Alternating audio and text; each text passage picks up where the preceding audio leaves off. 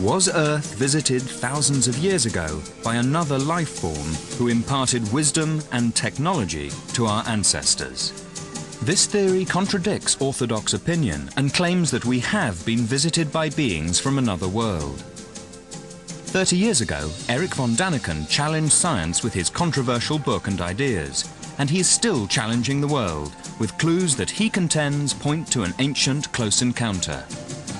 From Egypt to Turkey, from South America to Antarctica, von Däniken has traveled the world in search of evidence and artifacts that he believes prove his theory that we are not alone.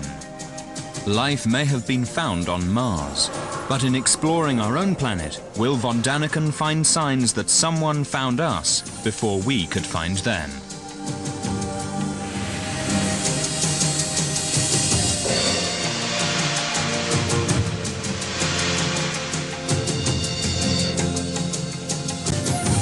The universe is filled with galaxies. Our own galaxy is one of these galaxies, in many respects an average galaxy.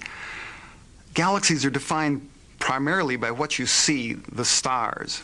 Our sun is a star, one of 100 billion stars in our own galaxy. And our star is very similar to the majority of stars. There are differences, but there are a lot of stars. The vast majority are, in fact, similar to our own sun.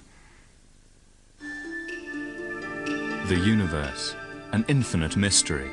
For thousands of years, human beings have looked to the night sky with awe and wondered, is anybody out there?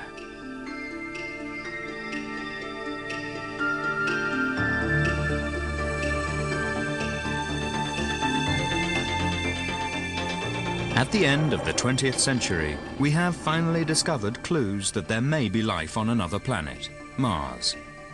If you look at the space program in its entirety, and you think about what the real legacy of our society or culture or civilization for the last 20 years, it has to be the space program. Here's the first time that we understand where we live in the solar system. The razor-sharp eyes of the Hubble telescope pierced the darkness of deep space looking for more clues that we are not alone. New stars have been found, stars where liquid water is present, water that could support some kind of life. What percentage of those stars then have planets around them? What percentage of those stars that have planets around them have planets in the right distance from that star where liquid water could be stable? What percentage of those actually have liquid water on them? What percentage of those actually could have potentially had life start? And no matter what factors you put besides all of these, there are so many stars in the universe that almost certainly somewhere there's another planet not too unlike the Earth that has liquid water on it, and probably had it for some period of time. So the question is that all you need? Do you just need liquid water to get life going? Or is there really some divine intervention required? Is something required to say, we will life into being? Are we on Earth alone in the universe, or is there a chance that life is out there? The significance of going to study for life on Mars is, in fact, to understand the factors there. Here's our neighbor planet right next door, ready for us to go and visit, where there's evidence, the first evidence ever that life started somewhere else besides the Earth. If that's true, then that almost certainly indicates that life is going to happen anywhere that the conditions are right. We got two examples in our solar system, and they both have life. If that's true, we want to know that. In the 1950s, when Arecibo, a huge telescope, 3 football fields across, was first put in place just as a demonstration of an idea. One channel was, one radio station, so to speak, was listened to see if we could hear a signal from a nearby star. All of us that are in this search, and many more people as well, are interested in is making contact, getting a signal from some extraterrestrial civilization. Is it really possible that some living creatures found us before we could find them? Challenging long-held opinion, Eric von Daniken believes there is new evidence to be explored. The Old World and the New World are not supposed to have been in contact prior to the time of Columbus, according to Orthodox historians. And yet there are extraordinary similarities between the site, for example, of Teotihuacan, just north of Mexico City, and the Giza Plateau in Egypt, where the three great pyramids and the great Sphinx stand.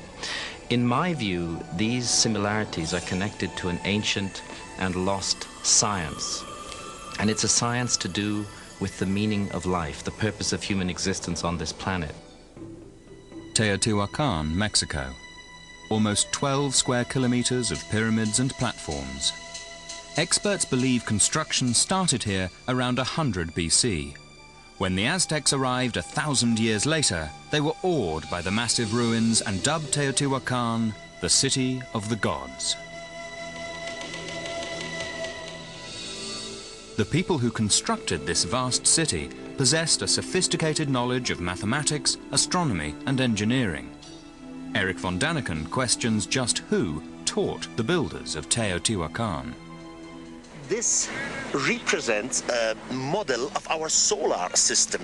For every planet, there is a construction, a building. There are 9 planets in our solar system, all orbiting around the Sun. Mercury is nearest to the Sun. Pluto is the furthest. At Teotihuacan, each one of the planets is represented by a building, ruin, or marker. Eric von Daniken believes it is a remarkably accurate scale model of our solar system. On the hill behind the Pyramid of the Moon are the ruins of temples which could represent the last planets discovered in our solar system, Neptune and Pluto.